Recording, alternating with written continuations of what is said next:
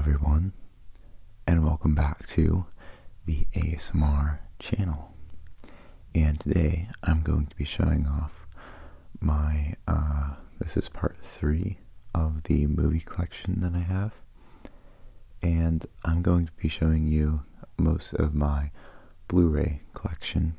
And just because it's Blu-ray doesn't mean that it's my favorite movie.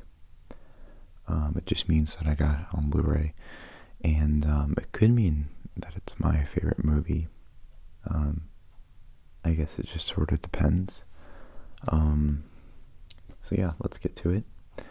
So the first one, I didn't even open yet, but it is Stranger Things. Now, I do have Stranger Things on Netflix that I can watch, but I liked this series so much that I thought I can go to Target and get this really cool VHS styled Stranger Things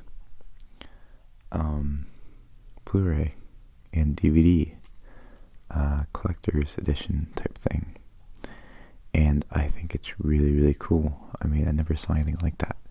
Even has like the little VHS thing on it. So yeah, I think that's pretty cool. Stranger Things is I'm sure all you guys saw it, but I'll read the back. A love letter to the 80s classics that captivated a generation, Stranger Things is set in 1983 Indiana, where a young boy vanishes into thin air. As friends, family, and local police search for answers, they are drawn into an extraordinary mystery involving top-secret government experiments, terrifying supernatural forces, and one very strange little girl. So yeah, basically, I don't want to give too much away because it's a great series that you guys should go check out. But Will goes missing, their friend, and they don't know where he went because a creature took him. And all of a sudden, this little girl comes out of the woods, and she doesn't really talk. She's kind of socially awkward because she's basically been in a government experiment, and she has kind of cool powers. And it's basically a mix of E.T. and a lot of 80s movies, just kind of combined. It is set in the 80s, and it's just really cool, so I would go check that out. I really love that one, and a lot of people do. I also like the second series, probably not as much as the first, but I still like the second season pretty well. Okay, so we're going to get in the so you're either going to like this movie, you're gonna hate it, or you're gonna think it's an okay movie. But mostly this movie is very controversial or divided when it comes to the fan base, and it's this movie, Batman vs. Superman. So I really like this movie, and I know I'm probably the only one who's going to share that opinion. Do I think there's flaws? Yes, there are many flaws.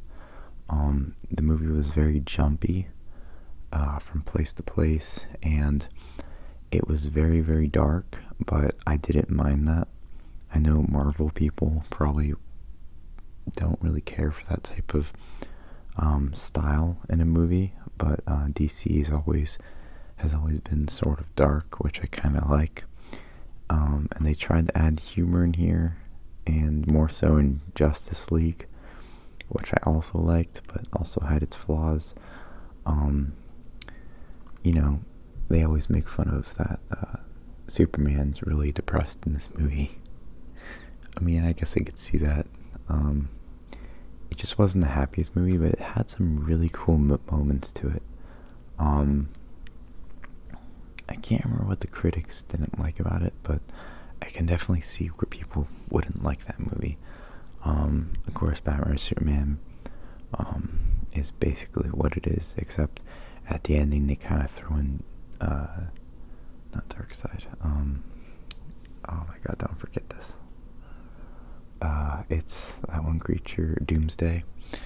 And Doomsday, why they didn't give him like the bones or the rocks around his body is, I don't know why they would leave that out. I mean, I'm kind of a geek, and in the cartoons he always had that jagged rocks or the jagged bones coming out of his shoulders and in his face, and in the movie people said that he looked like a naked ninja turtle mixed with the I don't know what else they said, but I guess they're kind of right. Okay, so for Marvel fans, I know that this one is probably on your top 5, and it is Iron Man, the first one. So with Iron Man, the first one was really, really good, like great. The second one, for me, was kind of crap. And then the third one was okay, I could live with it. But the first one was really, really good. And when I first saw the first one, I didn't like it. And I think I was, I was much younger. It was like 2008, wasn't it? I was much younger, and I remember I didn't really care for it as much. But then when I grew older and I watched it again, I definitely appreciated it much more. And I think it was I just liked the scenes, the first part of the movie where he's in the cave and they have him in there and he's building the first suit, and then he escapes, and I love the part where he goes back to I don't know who he's really fighting, just he's just like fighting a bunch of guys over, and I don't know, I don't want to say because I forget, but yeah, pretty good movie, funny, like all Marvel movies are, they're funny, but the action in this and the plot, and they just did it really, really well.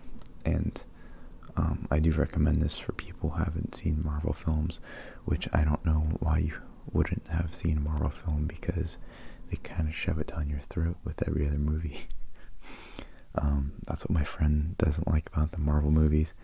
He said that he doesn't like how they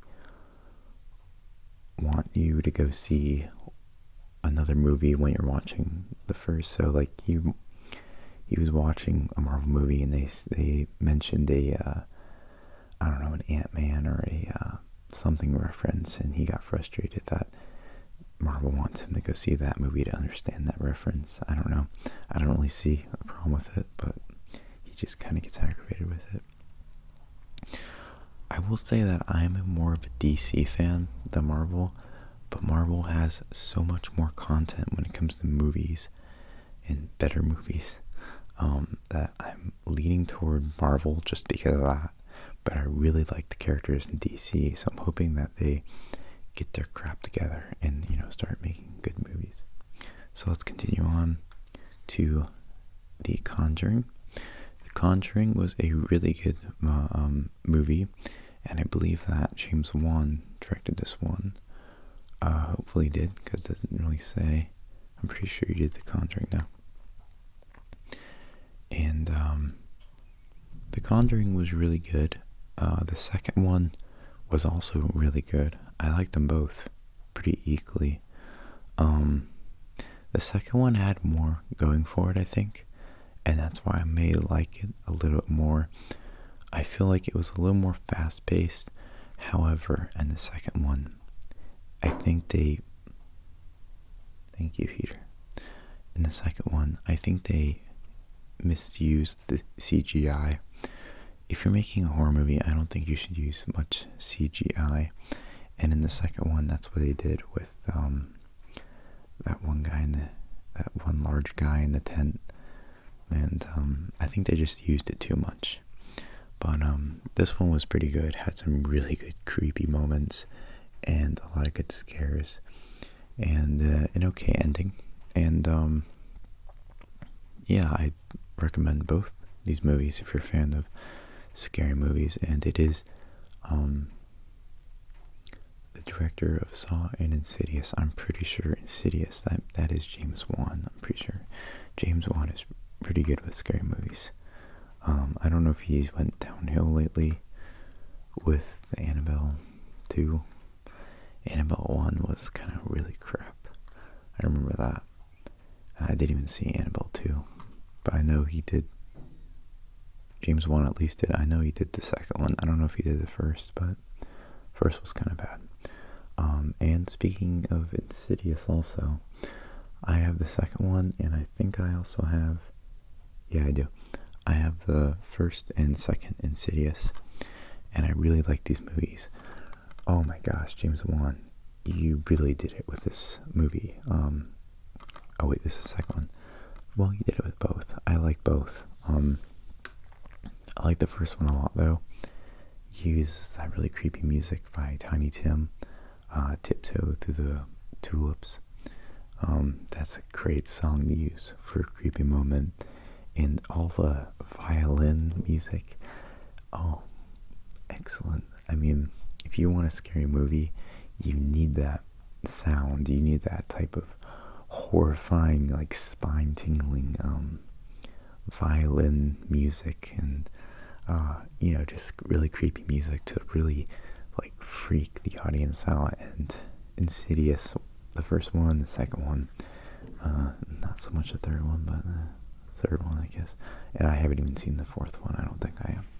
But wow, just Insidious. The music is awesome. I mean, awesome.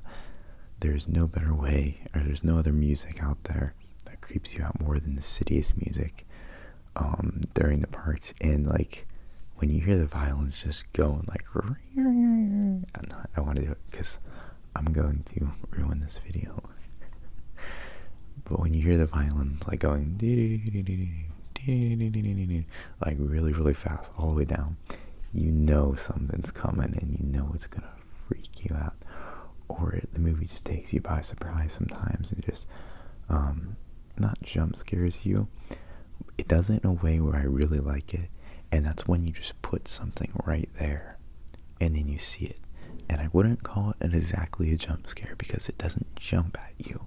It's kind of just there waiting for you to watch it, waiting for your reaction, and it's so effective. And when you see the one part in the film when you see that like demon's face behind the guys, you don't expect it, and when you see it, you're just like, whoa. And I forget if it actually plays the music then, or if it just leaves off on that. It might play a little bit of something, but it was really, really creepy, and I really enjoyed that movie. And there's some great little Easter eggs or things throughout the film that I didn't see the first time around, and then when I see it, I'm like, oh crap, that's a little kid over by the door. I did not see that before, and it just terrifies me. So Insidious, good job. And the second movie kind of just like rides off the first in a way. Yeah, the second movie kind of just rides off the first, but it's still pretty good. The acting is really good too. So, Man of Steel, I feel is a very underrated movie for DC movies. I love Man of Steel. It's not one of those things that it's my absolute favorite. It's just a very pretty film, and I think they did a very good job with Zack Snyder. I think he did a really good job with Man of Steel, and it wasn't the typical like Superman that would save a cat out of a tree, or the whole movie be dedicated to him just running around town and saving things and being the hero and playing the da-da-da-da. No, it shows like where his character came from, and it really shows where his suit came from, or where his origins came. And I know that's been done before, and they've done that like every other superhero movie, but I think it was a very nice style to it, and it had some great action scenes, had a lot of CGI, but I didn't think it was okay. It was overused, but I think it was okay. It wasn't one of those things that were just awful, and I know the whole city at the ending just is in ruins, but even though all that, I do like the movie, and I can definitely appreciate it whenever I see it on TV. And I just think people really don't like it for some reason, and I'm not sure why. I don't know if it's just because it's the depressing style of Zack Snyder, or if it's the overuse of CGI, or I'm not sure. Whatever your reason for not liking it, I'm just saying that I do appreciate it. I do really like Man of Steel. So Anchorman 2, and this was an okay movie. I think I bought this at a garage sale for like $1. I definitely like Anchorman 1 way more. Anchorman 2 is one of those things where they try to remake something or try to make a sequel to something, and then they try to just like take a lot of references out of the first one, and that really just washes it down, and I hate when they do that. But I mean, it had some, I would say the beginning was a lot better than the ending. I mean, the ending with the fight scene just seemed like way too, I don't know, it was just way too much like the first, where they were just trying to bring back that past fight in the first one, and it was just really kind of dragged out. I would say definitely like the first half was pretty good, and then the last part, the ending, was just kind of mediocre. It was kind of, I don't know, but it was alright. I mean, I definitely like the first one. First one's very funny. Oh boy.